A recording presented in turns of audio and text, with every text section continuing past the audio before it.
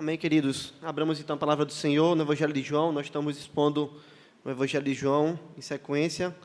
Hoje à noite estaremos meditando, hoje de manhã estaremos meditando no versículo 36 e 37 do capítulo 10. E hoje à noite a gente vai estar meditando nos Salmos de Romagem, no Salmo 126.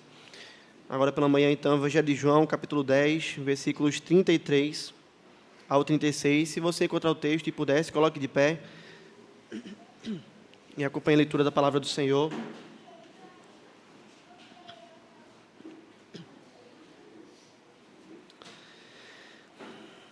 João 10, 33 ao 36.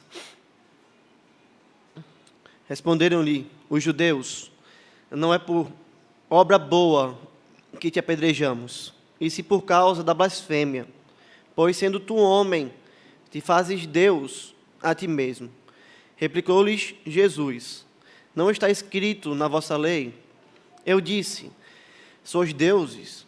Se ele chamou deuses aqueles a quem foi dirigida a palavra de Deus, e a Escritura não pode falhar, então, daquele a quem o Pai santificou e enviou ao mundo, dizeis: tu blasfemas, porque declarei: sou filho de Deus. Amém.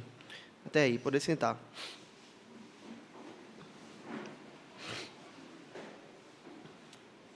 Mas eu penso assim, eu creio assim, eu entendo assim, eu compreendo assim. Ora, quem é você para falar isso? Isso não é científico. Paulo Freire diz algo diferente. Você precisa ler Freud. Eu acredito em Jesus do meu jeito. Eu educo meu filho como eu acho certo. A Bíblia não tem nada sobre educação. Você precisa ler Piaget. Mas, de acordo com a neurociência, isso é o comportamento natural do ser humano. Como poderia isso ser pecado? Religião e política não tem nada a ver. É cada uma no seu quadrado. Ora, estas e outras frases semelhantes são comuns em nosso dia a dia, não é verdade? Na conversa com as pessoas, lidando no nosso trabalho, às vezes andando na rua, conversando com um amigo, conversando com um familiar, nós encontramos esse tipo de fala. Não é difícil encontrar isso. Não é difícil encontrar essa realidade, porque nós vivemos em um mundo onde as pessoas negam, dia após dia, a suficiência da Escritura Sagrada. São pessoas que se apoiam em seu coração para saberem aquilo que elas devem fazer.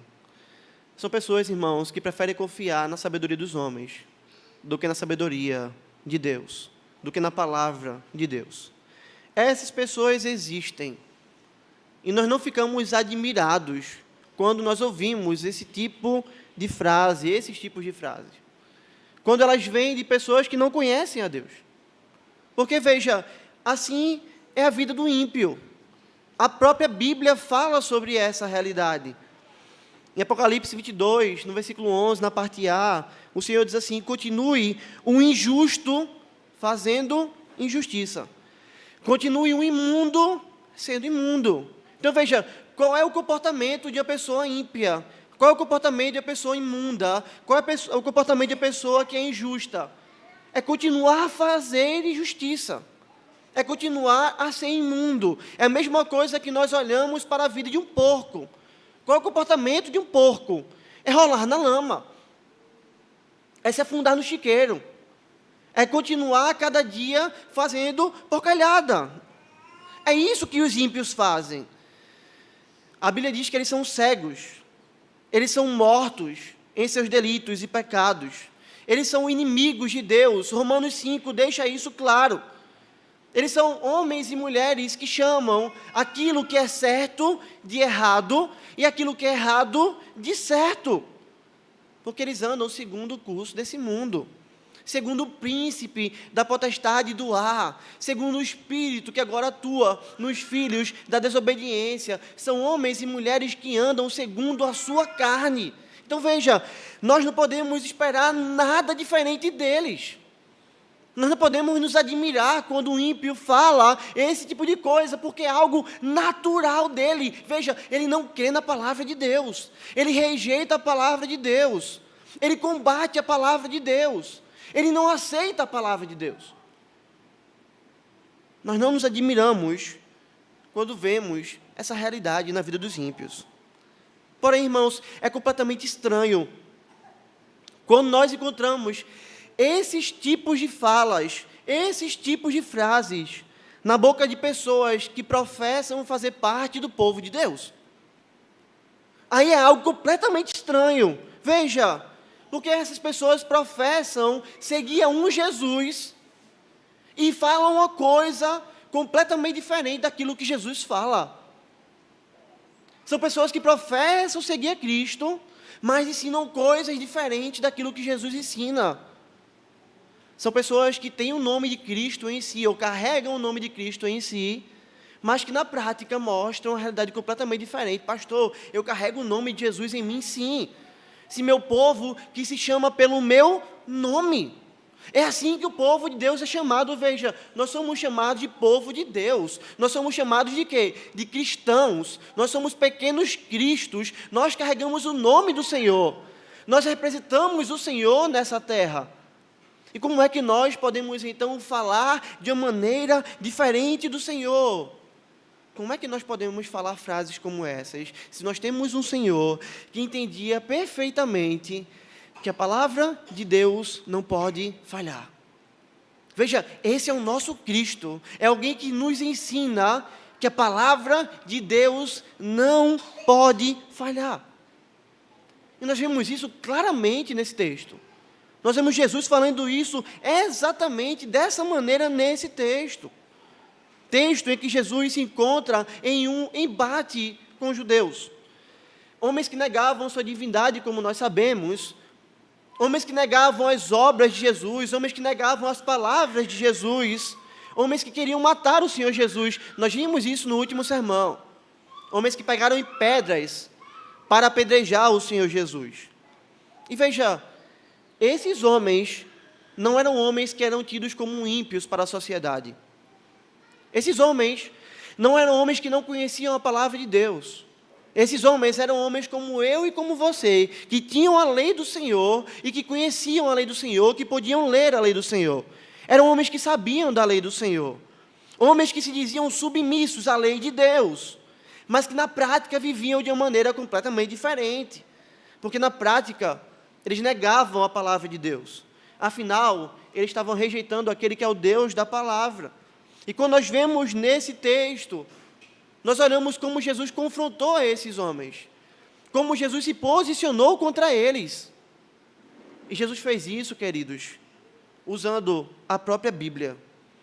Nessa discussão, Jesus usa a própria Escritura para confrontar a esses homens.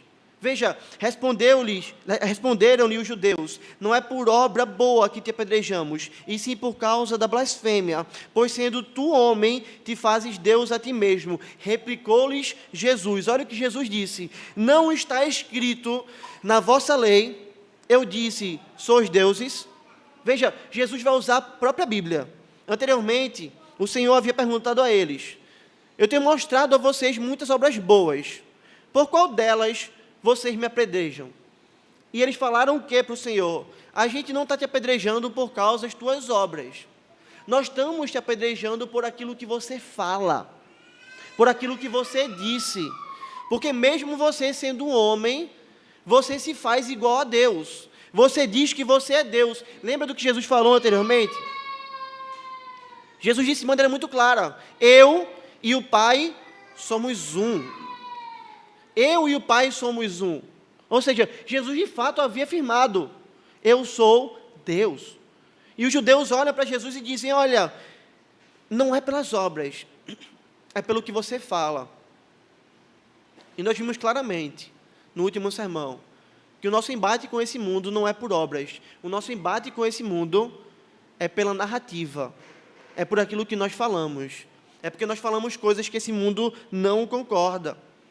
Diante disso, então, se é por fala do próprio Senhor, se é por fala daquele que é o Deus vivo, que eles estão questionando a Cristo, Jesus vai para aquele que é o único meio pelo qual Deus fala com o homem. Jesus vai para a Escritura. Jesus volta para a Bíblia. E Jesus cita a Bíblia. Não está escrito na vossa lei. Eu disse, sois deuses.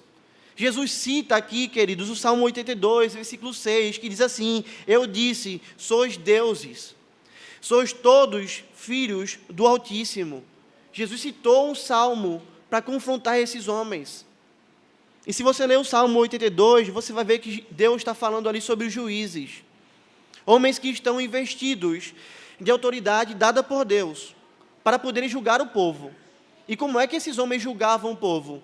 Eles deviam julgar o povo de acordo com a palavra de Deus, de acordo com aquilo que Deus havia mandado. Porque Deus é o único que pode dizer nesse mundo o que é certo e o que é errado, o que é justiça e o que é injustiça, porque Ele é o autor da lei, Ele é o autor de todo o bem, e tudo que existe de mal está em desconformidade com a lei do Senhor. Então esses homens, os juízes, deveriam julgar o povo conforme a lei do Senhor. E quando eles faziam isso, perceba, eles agiam como Deus. Quando os juízes julgavam do modo como Deus mandava, eles estavam sendo representantes do próprio Deus. Eles estavam sendo boca e instrumento do próprio Deus. De maneira que se rebelar contra um juiz, quando ele está falando a coisa certa, não é se rebelar contra o juiz apenas, é se rebelar contra o próprio Deus. É se revoltar contra o próprio Deus. E é por isso que o Salmo vai virar e vai nos dizer assim: sois deuses, quando está falando dos juízes. Não porque homem algum pudesse ser Deus, só o Senhor Jesus é Deus, mas porque aqueles homens estavam como, de fato, representantes do próprio Deus, agindo, ou deveriam agir, da maneira como o próprio Deus mandava. O que Jesus está dizendo então aqui, sobre esses homens, é muito bem explicado por William Hendricks, quando ele vai dizer o seguinte: vocês nunca protestaram, quanto ao uso desse termo. Vocês nunca disseram que Deus ou Asaf cometeram um erro ao chamar os juízes de deuses. Então, muito mais ainda, o argumento procede do menor para o maior: vocês deveriam se abster de protestar quando me domino filho de Deus. Ou seja, vocês olharam para a lei, vocês ouviram a palavra de Deus, que chamou os juízes de deuses, e vocês nunca protestaram contra isso. Vocês aceitaram, vocês entenderam, vocês compreenderam, vocês viveram assim. Vocês olharam esses homens como representantes de Deus. Vocês entenderam o que Deus estava falando na sua palavra. Vocês entenderam que eles deveriam julgar pela palavra de Deus. Mas veja, vocês estão me rejeitando. Vocês observaram aqueles que julgavam segundo a palavra, mas vocês rejeitam aquele que é a própria palavra. Vocês rejeitam a mim. Vocês aceitaram aqueles que são homens comuns, mas você rejeita aquele que é um enviado de Deus. Vocês aceitaram aqueles que, como juízes, eram também, no caso, servos de Deus, deveriam ser. Mas vocês estão rejeitando aquele que é o único Filho de Deus. O único que é eternamente gerado do Pai. Vocês aceitaram aqueles que julgavam causas locais. Mas vocês estão me negando, eu que sou o Senhor do seu povo, o juiz sobre toda a terra. Vocês aceitaram eles, mas vocês me rejeitam, dizendo que eu estou mentindo, quando eu digo que eu sou Deus. Veja, como é que Jesus venceu essa acusação deles? Pela própria Bíblia. É por isso, queridos, que se nós somos cristãos, pequenos cristos, nós temos que agir como o nosso mestre. Nós temos que conhecer a palavra de Deus. Você conhece ela? Nós temos que entender a palavra de Deus. Você entende? Nós temos que anunciar a palavra de Deus. Você anuncia? Ao mundo que persegue, ao mundo que fala mal, ao mundo que levanta mentira. Nós temos a única verdade. E essa verdade se encontra na Escritura. Só que Jesus, ele não para por aí. Ele não apenas cita a Escritura e mostra aqueles homens o argumento. Jesus vai dizer que esse argumento é infalível. Jesus vai mostrar que a Escritura não pode falhar. Ele deixa isso tremendamente claro. Veja, se ele chamou deuses, aqueles a quem a palavra foi dirigida, e a Escritura não pode falhar. Então, daquele que o Pai santificou e enviou ao mundo, dizeis, tu blasfemas, porque declarei, sou filho de Deus. Após ter utilizado a palavra, o Senhor mostra a aplicação dessa palavra na vida desses homens. Se Deus chamou juízes e deuses, e a própria Escritura, o que está dizendo aí? Não pode falhar. E a própria Bíblia não falha. Como é que vocês podem me dizer que eu estou blasfemando quando eu afirmo que eu sou Deus? Se os juízes eram agentes do Senhor, porque julgavam segundo a palavra, eu que sou a própria palavra encarnada, eu que falo tudo de acordo com a vontade do Pai, eu que realizo as obras do Pai, eu que sou o Salvador do mundo, ora, seria possível que eu estivesse blasfemando quando eu digo que eu sou filho de Deus? Veja a aplicação clara. Veja o que Jesus está fazendo. Ele está deixando esses homens sem nenhuma escapatória. Ele está mostrando a Bíblia, mostrando ele, dizendo, não tem como você fugir dessa realidade. Se você fugir disso, você nega a Bíblia e saiba, ela não pode falhar. Ela não falha. E era isso que eles estavam fazendo, negando a Escritura, negando a palavra. Porque negar Cristo é negar a própria palavra. Mas uma coisa chama muito a minha atenção nesse texto, nos argumentos do Senhor Jesus. É esse entendimento tão precioso que Jesus nos mostra, que ele tinha sobre a própria Bíblia. A Escritura não pode falhar. Veja, é isso que está aí no versículo 35. Essa é a fala de Jesus. A Escritura não pode falhar. A Escritura não falha. Jesus cria nisso, meus irmãos. Ele estava diante de homens da época. Ele estava diante de homens que têm uma cosmovisão pecaminosa, que negavam a Cristo. Ele estava diante de homens que queriam matá-lo por aquilo que ele falava. Mas mesmo assim ele foi corajoso e falou da lei de Deus e mostrou a aplicação dessa lei para a vida desses homens, porque Jesus é alguém que crê que a Escritura não falha. Você crê nisso? Você verdadeiramente acredita nisso? Nós acreditamos nisso, meus irmãos. Porque se nós acreditamos nisso, nós não precisamos temer a homem nenhum. Se nós acreditamos nisso, não há temor de homens que possa assolar o nosso coração e permanecer lá. Não importa em que posição esses homens ocupem, seja acadêmica com pós-doutorado, seja com suas pesquisas e dados, que é o que se usa hoje, não é? Olha, não fala disso, porque as pesquisas mostram assim. As pesquisas mostram diferente. Homens que se apoiam em outros homens do passado. Olha, você precisa ver o que Freud fala, o que Jung fala, o que Beltrano fala, o que Paulo Freire falou. Homens que seguem o seu coração. Eu creio assim. A minha alma, o meu coração sente isso. Homens que creem naquilo que eles bem querem. Veja, nós não tememos a nenhum tipo de homem. Nem mesmo se eles tiverem autoridade como governo e falarem algo contrário à palavra de Deus. Nós não vamos temer a esses homens. Nós tememos as nossas autoridades quando eles falam de acordo com a Bíblia. Quando eles falam contrário à Bíblia, nós não tememos a esses homens. Veja, nós não tememos a esses homens nem mesmo se eles se juntarem para falarem contra aquilo que a Bíblia ensina, como fizeram com o Senhor Jesus. Ou seja, nós não tememos nem mesmo quando toda uma sociedade acredita em algo diferente da Bíblia e quer nos dizer que nós devemos viver dessa maneira. Podem todos os homens clamarem em uma só voz, mas a voz do povo não é a voz de Deus. A voz do povo não é a voz de Deus. A voz de Deus se revela na Escritura. E é por isso que nós não tememos a eles.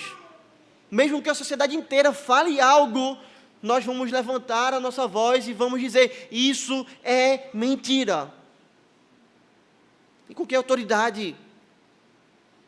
Com a autoridade do próprio Deus, que nos ensina que há só uma verdade, e que ensina que essa verdade é indestrutível, que essa verdade é inquebrável, que essa verdade é infalível. E, meus irmãos, essa verdade se encontra na Escritura. É isso que Jesus diz, a palavra não pode falhar. E quando nós entendemos isso, nós podemos ficar firmes. Quando qualquer mentira é contada, por quem quer que seja, porque nós estamos fazendo como o Senhor Jesus ensina, e é esse o mesmo ensino quando Ele traz essa ilustração tão preciosa: quem ouve as minhas palavras e as pratica, é semelhante a um homem prudente que edificou a sua casa sobre a rocha. E rocha não falha, a areia falha, planta não falha. Se você construir sua casa sobre qualquer lugar, ela vai desabar quando vier chuva, quando vier rio, quando vier vento. Mas se você construir sua casa sobre a rocha, ele diz, vai vir chuva, vai vir rio, vai vir vento, mas a sua casa vai ficar lá. É isso que ele diz: quem ouve minhas palavras e as pratica é semelhante a um homem prudente que edificou a sua casa sobre a rocha. E vieram as chuvas, os rios, os ventos, deram com ímpeto contra aquela casa, mas ela permaneceu. Sabe por quê? Porque quando nós construímos a nossa casa sobre a palavra de Cristo, nós estamos construindo nossa casa sobre o terreno infalível. Você e eu falham. Nós falhamos. Nós falhamos na educação dos nossos filhos, se nós educarmos os nossos filhos segundo o nosso coração. Nós falhamos no nosso casamento, se nós quisermos viver o nosso casamento segundo o nosso coração. Nós falhamos no nosso trabalho, se quisermos trabalhar segundo o nosso coração. Nós falharemos em todas as áreas da nossa vida, se quisermos caminhar segundo o ensino desse mundo. Porque o que esse mundo ensina é que nós devemos construir a nossa casa sobre a areia.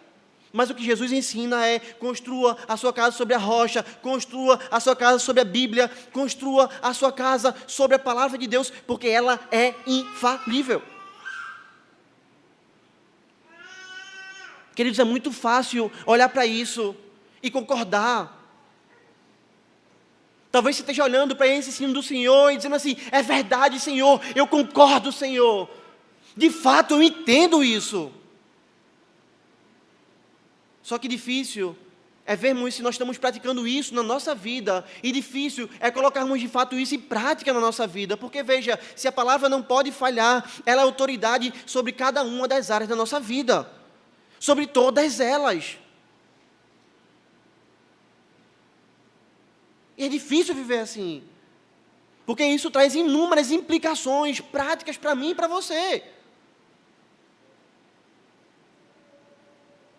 Queridos, é muito fácil bater uma estaca em terra fofa, mas é muito mais difícil enfiar uma estaca numa rocha, encontrar um solo rochoso onde eu vou enfiar uma estaca lá para que ela possa ser coluna na minha casa. Dá muito mais trabalho, é muito mais dolorido, é muito mais difícil, mas é muito mais seguro. E é o único local seguro. Será que você tem feito isso? Será que você tem vivido assim? Porque se nós cremos que a Escritura é infalível, se nós cremos que ela não pode falhar, nós não podemos olhar para os nossos filhos e dizermos que as birras deles, os maus comportamentos que eles têm, são uma fase na vida dos nossos filhos. Você já viu isso? Pai e mãe falando isso: é porque é criança. Não, ele desobedece a fulano, ele me desobedece, ele desobedece o avô, ele desobedece o professor, a professora, a mim, ao pai. Eu falo, ele não vem na hora, ele vem quando ele quer, ele faz o que ele quer, ele age como ele quer, ele faz birra, mas é porque é uma fase, ele é criança, não é assim que se diz? Veja, pastor, ele é uma criança.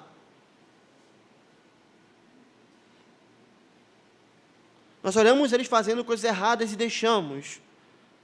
E quando nós fazemos isso, nós estamos caindo na mentira desse mundo. que diz que a gente não pode dar uma palmada no nosso filho, não pode disciplinar o nosso filho, e leva a gente a não enxergar o nosso filho como de fato nosso filho é. Sabe por quê, queridos? Porque quando nós vemos a Escritura que não pode falhar, nós vemos que lá em Gálatas, no capítulo 5, no versículo 22 e 23, o Senhor diz assim: mas o fruto do Espírito é amor, alegria, paz, longanimidade, benignidade, bondade, fidelidade, mansidão, domínio próprio, e contra essas coisas não há lei. Você pode fazer elas ilimitadamente, porque Deus não proíbe isso. Deus quer que você faça isso, Ele dá o Espírito para que você viva assim. Esse é o modo como o crente vive. Então, quando seu filho xinga alguém, agride alguém, ele está deixando de ser o quê? Amoroso. E isso é pecado. Quando seu filho faz birra e não se alegra, mesmo tendo motivo para se alegrar, quando ele faz isso, ele não está sendo alegre. Ele não está agindo como Deus manda. Quando ele chora, porque ele não tem aquilo que ele quer. Ah, meu pai tirou o brinquedo de mim, e eu estou aqui chorando porque eu quero muito aquele brinquedo. Ele abandona a paz. Não há mais paz na alma do nosso filho, porque algo que ele ama foi retirado dele. Quando ele se abusa, está chorando, reclamando, porque nós reclamamos com ele, ele mostra que ele não é longânimo. Não há longanimidade no coração dele. Quando ele não trata bem ao seu próximo, ele não está sendo benigno e bom. Quando ele quebra um mandamento, o seu filho não está sendo fiel. E o fruto do Espírito é o quê? Fidelidade. Quando ele se irrita facilmente, ele não está frutificando mansidão. Não olhe para seu filho irritado lá e diga assim: ai, como ele é manso. Ele está abusado lá. O que é que os pais fazem hoje? Deixa ele lá, é um momento de abuso dele. Quando ele se descontrola e quebra alguma coisa na casa, cadê o domínio próprio? Veja, todas essas atitudes são quebras daquilo que é fruto do Espírito. E é isso que a palavra de Deus ensina. O fruto do Espírito é amor, alegria, paz, longanimidade, benignidade, bondade, fidelidade, mansidão, domínio próprio. A quebra de tudo isso é uma quebra da lei de Deus, porque o que o Espírito frutifica em nós é uma obediência à lei do Senhor. Portanto, pais, quando seu filho age assim, saiba que ele está quebrando, não é o seu mandamento, ele está quebrando a lei do Senhor. Ele está desobedecendo a lei do Senhor, ele está indo contra a lei do Senhor, e quando seu filho faz isso, saiba, isso é pecado. É assim que a Escritura chama: desobediência é pecado. Falta de conformidade à lei de Deus é pecado. Deus manda a gente ser amoroso. Quando eu não sou amoroso com o meu próximo, eu estou pecando. É isso que tem no coração do meu filho, é pecado. Portanto, irmãos, por mais que o mundo diga as suas mentiras e diga: as crianças são santas, você já viu isso? Crianças são inocentes, pastor. Ô, pastor, um anjinho. Por mais que o mundo diga isso, a palavra que não falha vai dizer assim: em iniquidade eu nasci. Eu nasci em iniquidade. É assim que o salmista diz. Em pecado me concebeu a minha mãe. Quando o salmista Davi, ele peca, ele adultera com Batseba, ele vai virar, ele vai dizer: Senhor, a minha vida é assim. Eu sou um miserável, veja, eu nasci na iniquidade. Desde que eu nasci na iniquidade. Eu nasci afundado na lama, Senhor. Eu nasci com o coração corrompido, Senhor. Eu nasci completamente disforme. A imagem do Senhor em mim, desde que eu nasci, já estava distorcida. Veja, meu irmão, você precisa entender isso. A criança é assim. A criança nasce não como um anjo, não como um santo, mas com imagem distorcida de Deus. É por isso que ela bate, é por isso que ela desobedece, é por isso que ela faz birra, é por isso que ela não ama, é por isso que ela faz tantas coisas ruins. Porque nasceu na iniquidade. E por mais que Locke tenha dito que um homem é uma tábula rasa, que nasce com uma folha em branco, e que ali a sociedade vai o corromper, a Escritura diz assim: o homem não é uma tábula rasa, o homem já é uma tábula suja. Já nasce completamente deformado.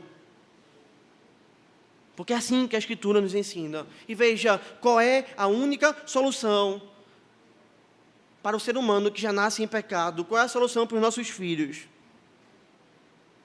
Qual é a solução para a minha vida e para a sua? Evangelho e disciplina. Evangelho e disciplina. O Senhor faz isso comigo. O Senhor faz isso com você.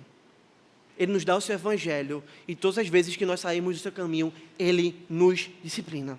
Pastor, Deus me disciplina toda vez, sim. Você já sentiu aquela angústia tremenda no seu coração quando você peca contra Deus? Que o Espírito Santo te incomode e diz, olha o que você está fazendo contra mim. E são as varas doces da disciplina do Senhor. Às vezes a gente diz assim, era melhor levar uma palmada, Senhor, do que estar sentindo tanta angústia pelo meu pecado. Porque é o Espírito Santo descendo a sua vara em nós, e nos mostrando, você está errado. Causando dor no nosso coração, trazendo sofrimento a nós, por causa do nosso pecado. É por isso que a Escritura ensina a gente a lidar com o pecado, não é passando a mão, não é acariciando, não é chamando de bonitinho.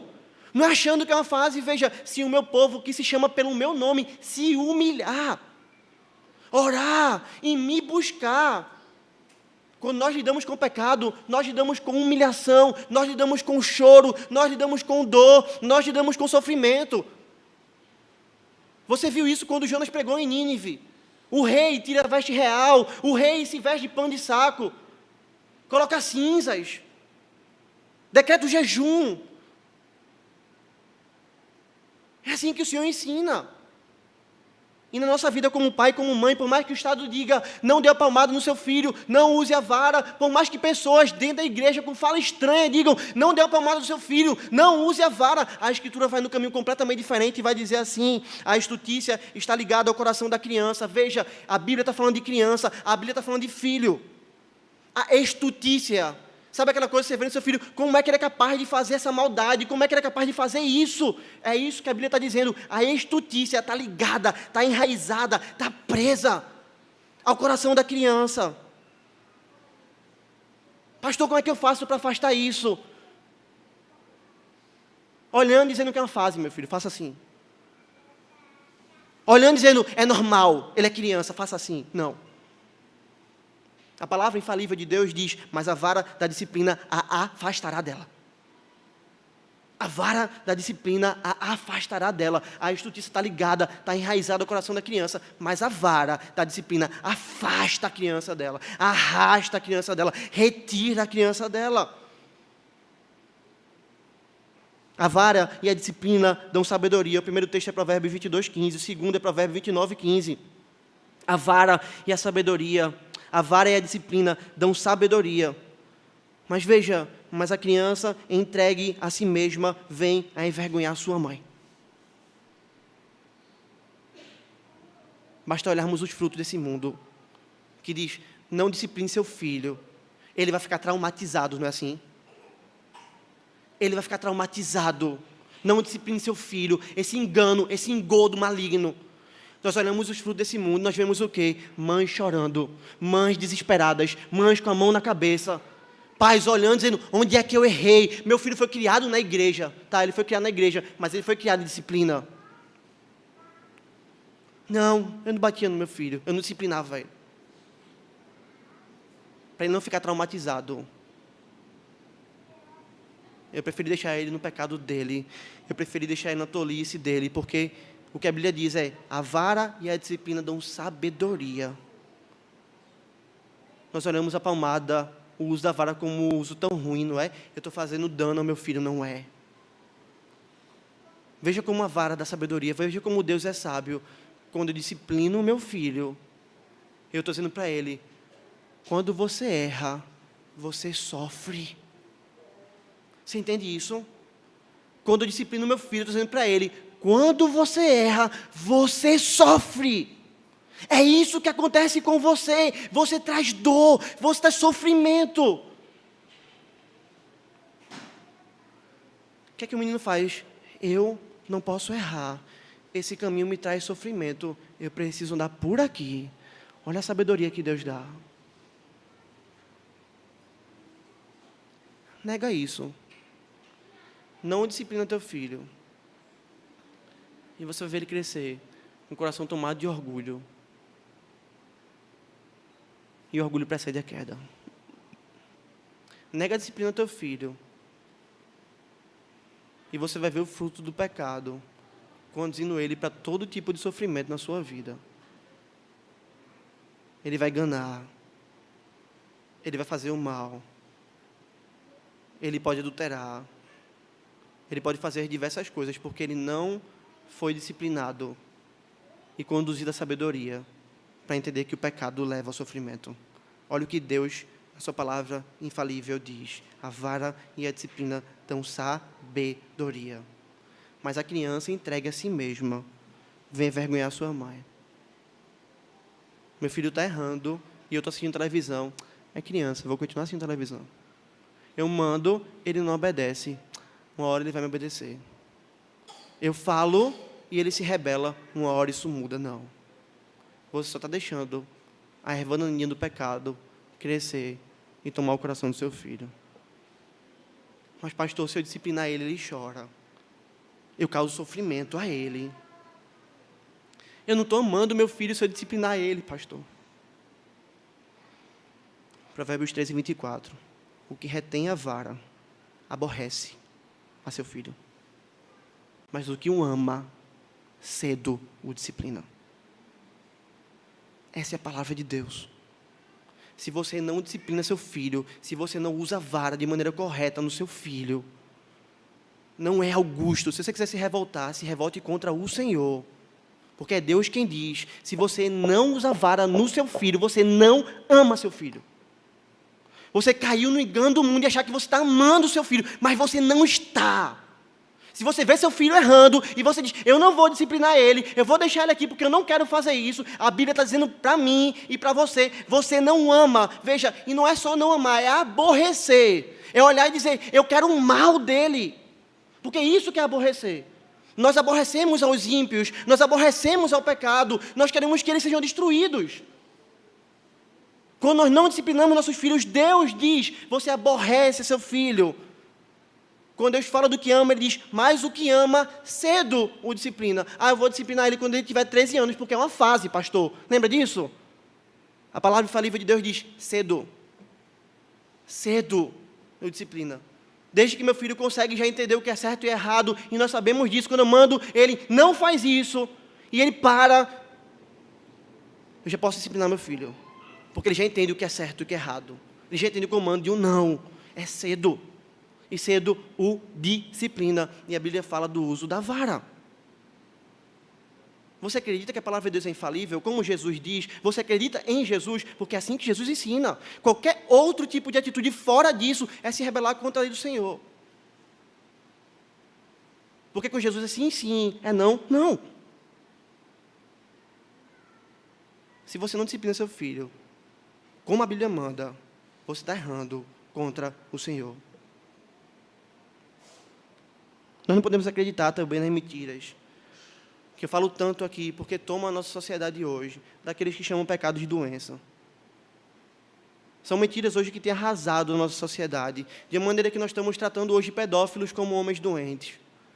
Nós criamos um nome para chamarmos a um homem que mata inúmeras pessoas, nós chamamos eles de psicopatas. Ele tem uma doença, uma psicopatia. Ele não faz isso por causa do pecado, ele faz isso porque ele é doente. Nós criamos um nome hoje para falar da nossa incredulidade. Quando nós chegamos e dizemos, eu sofro de quê? Eu sofro de ansiedade, eu sofro de crise de ansiedade. E nós poderíamos falar de tantos outros nomes que são dados a pecados que são chamados de doença. Sabe por quê? Porque as bases da psicologia que nós temos hoje são ateias. Se você for ver os homens que construíram a psicologia que nós temos hoje, 99% deles eram ateus, agnósticos, homens que não acreditavam em Deus, homens que acreditavam na evolução. E perceba, é daí que vem. O homem, ele é um amontoado de células, ele evoluiu, chegou no macaco, virou o homem, temos o homem hoje. Então, se o homem sofre, se o homem tem algum tipo de angústia, isso faz parte do homem. Se ele tem alguma deformidade, é porque as células não se multiplicaram da maneira adequada, isso faz parte dele. E se isso faz parte dele, isso não é uma questão moral, isso é uma questão física. O argumento que nós temos tem bases ateístas, e ele culmina nisso. Por isso que a ansiedade se torna doença, por isso que psicopatia se torna doença, por isso que pedofilia se torna doença. Só que quando nós olhamos a Escritura, nós vemos que a Bíblia diz o quê? Não matarás. Se você mata, você está o quê? Pecando. E se nós temos homens que matam 10 pessoas, 15 pessoas, 50 pessoas, é porque esse homem tem o coração ainda mais endurecido e tomado pelo pecado. Se nós temos um homem que olha para uma criança, como as que nós estamos vendo aqui, dizem, eu quero estuprar essa criança, eu quero ter relação sexual com ela, ou uma mulher. Não é porque esse homem é um doente, como nós falamos, isso é um doente. Como é que um homem pode se relacionar com um bebezinho tão lindo como esse? Isso é um doente, não é um doente, é um miserável pecador. Ele faz isso porque o coração dele o engana. Porque está tomado pelo seu coração, tomado pelo seu pecado. Mas, pastor, o senhor não sabe o que eu sofro com as minhas ansiedades, com as minhas crises. Pastor, o senhor não sabe. Quem é o Senhor para falar algo que a minha ansiedade é pecado? Não sou eu, é Deus. Filipenses 4:4. O que a palavra do Senhor nos diz? Não andeis ansiosos de coisa alguma. Em tudo, porém, sejam conhecidos diante de Deus as vossas petições, pela oração e pela súplica, com ações de graças. Na realidade, eu acho que esse daqui é o 4:6. Para não ter nenhum erro. 4:6. Não ande ansioso de coisa alguma. Não ande. É Deus mandando você não fazer isso. É Deus dizendo para você, não fique ansioso. Não é Deus? É Deus. Em tudo, porém, sejam conhecidos diante de Deus as vossas petições. Orem a mim. Em vez de andar ansioso, orem a mim. Faça conhecida as suas necessidades. Fale comigo. Eu resolvo os seus problemas. Eu cuido de você. Como você vai ver no Salmo 126 hoje, eu mudo a sua sorte. Faça isso. Suplique a mim e renda graça a mim, com a certeza de que eu vou cuidar de você. Diga, obrigado, Senhor, porque eu sei que o Senhor cuida de mim. O nosso símbolo de fé define muito bem o que é pecado. Pecado é toda quebra da lei de Deus, ou falta de conformidade com ela. Quando você anda ansioso, você quebra a lei do Senhor que diz para você, não ande ansioso. Você faz aquilo que Deus manda você não fazer. Você se rebela contra Deus. Pastor, mas é angustiante. É porque o pecado é angustiante. Pastor, mas eu sofro com isso. É porque o pecado traz sofrimento. Pastor, mas eu fico sem dormir. É porque o pecado traz falta de sono. Pastor, mas isso toma meu corpo. Isso consome o meu corpo. Eu tenho gastrite por causa da minha ansiedade. É porque o pecado destrói nosso corpo. O salmista diz, enquanto eu calei os meus pecados, os meus ossos se envelheceram. Pelos meus constantes gemidos de dia e de noite. A tua mão pesava sobre mim. É isso que o pecado faz. A ansiedade traz consequências ao nosso corpo, como o pecado traz consequências ao nosso corpo. Não administre bem o seu tempo, e você vai ver o que vai acontecer com o seu corpo. Diga, eu vou trabalhar 12 horas por dia, 7 dias por semana, e eu não vou descansar, e veja o que o pecado vai fazer com o seu corpo. Não guarde do Senhor, e veja o que o pecado vai fazer com o seu corpo. 6 dias trabalharás, farás toda a tua obra, mas o 7º é o dia do Senhor. Você não vai fazer mais obra, pare. É Deus organizando o tempo. Eu trabalho e eu tenho descanso, e meu descanso é nele. Essa escritura não pode falhar, queridos. Não é terapia de psicólogo que vai curar a sociedade, porque não é uma doença. Se a escritura não pode falhar, não é sentar na frente de um homem e ouvir o que ele vai te dizer, o que ele acha, o que ele pensa, porque isso não é doença. A única coisa que cura o pecado, que resolve o problema do coração, é essa escritura que não pode falhar, e ela mesmo diz, no Salmo 19, versículo 7, a lei do Senhor é perfeita e restaura a alma. A lei do Senhor é perfeita, ela restaura a alma. O testemunho do Senhor é fiel e dá sabedoria aos simples. Se você acredita que a palavra não falha, você não vai acreditar nos contos mentirosos desse mundo, que levam as pessoas nessa indústria que nós temos, porque é a verdadeira indústria, que tenta tratar o problema e que não consegue tratar nada. Mas, pastor, eu fui no psicólogo e eu melhorei, externamente. Mas no próximo problema que acontecer, a sua ansiedade vai atacar de novo. Vai atacar de novo. Porque o que esses homens fazem é quando você chega com câncer, da ansiedade, de síndromes que eles chamam de pânico e etc., eles te dão um analgésico. E você dali, estou me sentindo muito bem, mas o câncer continua lá. A lei do Senhor vai profundamente. Ela trata o coração. Ela trata aquilo que nenhum remédio pode atingir. Ela restaura a nossa alma. É porque nós acreditamos que a palavra não falha, que nós não entramos na onda de Paulo Freire, de Piaget e de tantos outros teóricos da educação. É porque a palavra não falha, que nós não acreditamos em uma pedagogia contrária à palavra. E quando eles abrem a boca e dizem que nós não podemos educar os nossos filhos, nós não aceitamos essas malignas falhas, porque nós estamos firmados numa palavra que nos ensina qual é a verdadeira pedagogia. Pastor, a Bíblia ensina pedagogia assim. Deus não nos chama, irmãos, para entregarmos nossos filhos para serem educados pelo Estado, ou para acharmos que os professores são os responsáveis e não auxiliadores na educação dos nossos filhos. Sabe por quê? Porque a Bíblia diz que a responsabilidade de educar os nossos filhos é nossa. Deuteronômio 6, do 6 a 9, não vai dizer para você, entrega o teu filho para a escola o dia todo, e ela vai ensinar ele no caminho que ela deve andar. Não. O ensino de Deuteronômio é, essas palavras que te ordeno hoje estarão no teu coração, tu as inculcarás a teus filhos. E delas falarás exercitado na tua casa, e andando pelo caminho, e ao deitar-te e ao levantar-te. Também as atarás como um sinal na tua mão, e te serão por frontal entre os olhos, e as escreverás nos umbrais de tua casa e nas tuas portas. Deus está falando isso para quem? Para pais. Você, pai, é responsável pela educação do seu filho. Você, pai, é o responsável. E veja, não é um momento, é no caminho, é na vida, é com o tempo. Veja que modelo satânico nós temos hoje. Nós levamos nosso filho para a escola, ele fica pela manhã na escola, almoça na escola, à tarde na escola, chega em casa à noite, de 6 horas da noite, 7 horas da noite, cansado, janta e vai dormir. Você educou ele no caminho? Você ensinou ele? Você pastoreou o coração dele? O que aconteceu com o seu filho o dia todo? Você não sabe. Você entregou ele a outras pessoas, para que outras pessoas fossem responsáveis pela educação dele. A Bíblia não ensina isso. Não sou contra escolas, trabalho numa escola. Entendo que escolas são bênção, mas quando elas são parceiras da família. E não as responsáveis pela educação dos nossos filhos.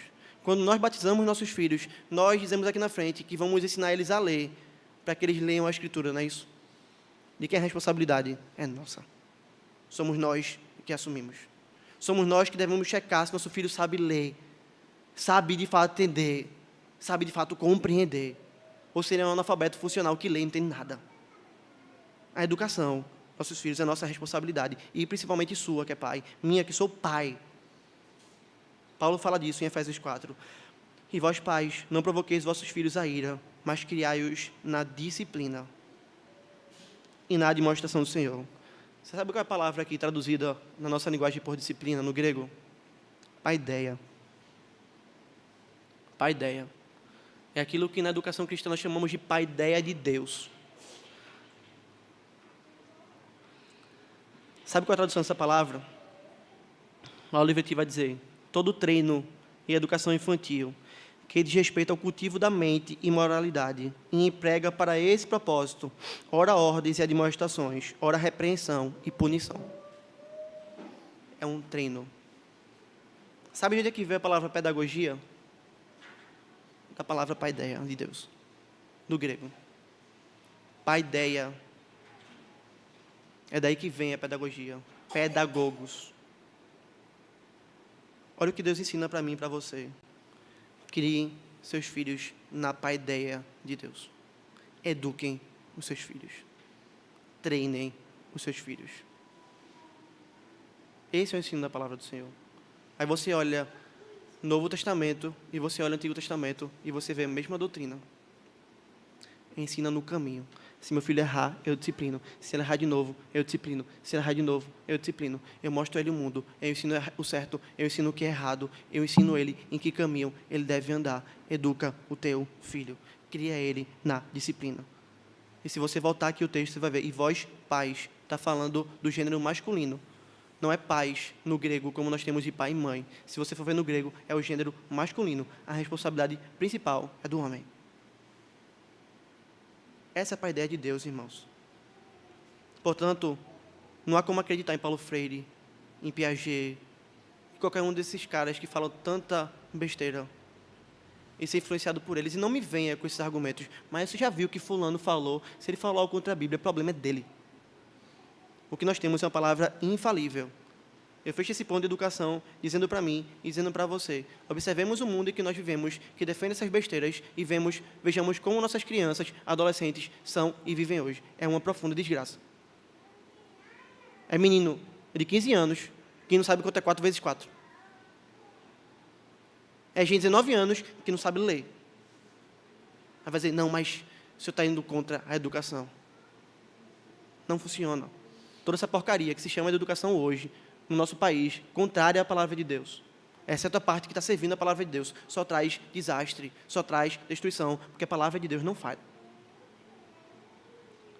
Caminhando para finalizar, irmãos, nós temos uma palavra infalível que nos orienta sobre como nós lidamos com a política. Não adianta você ficar ouvindo pessoas que vão dizer que a esquerda, né, como a esquerda diz, que o Estado tem que cuidar de tudo, tudo é do Estado, tudo pertence ao Estado. Confiamos nossa vida, nas nossas crianças, veja, tudo é o Estado. As crianças têm educação pública, confiamos ao Estado, a educação, a saúde é pública, os meios de transporte, alguns são públicos, tudo é público.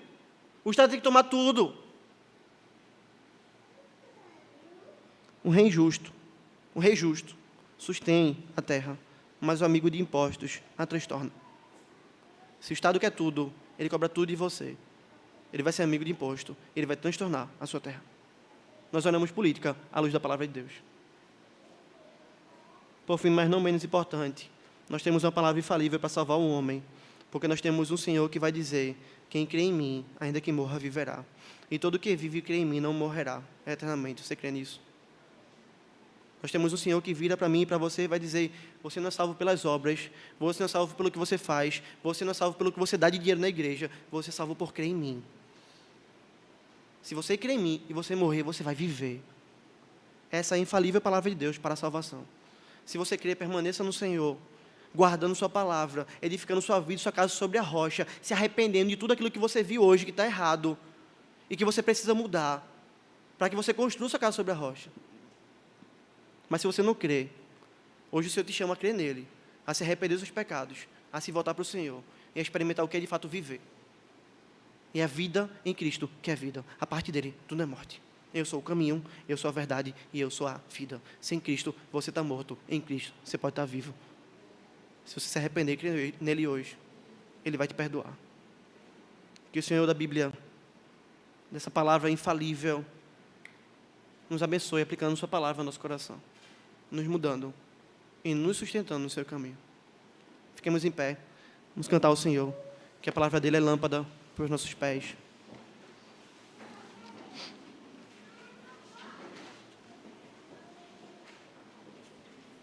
Quando você for cantar, irmão, cante com alegria.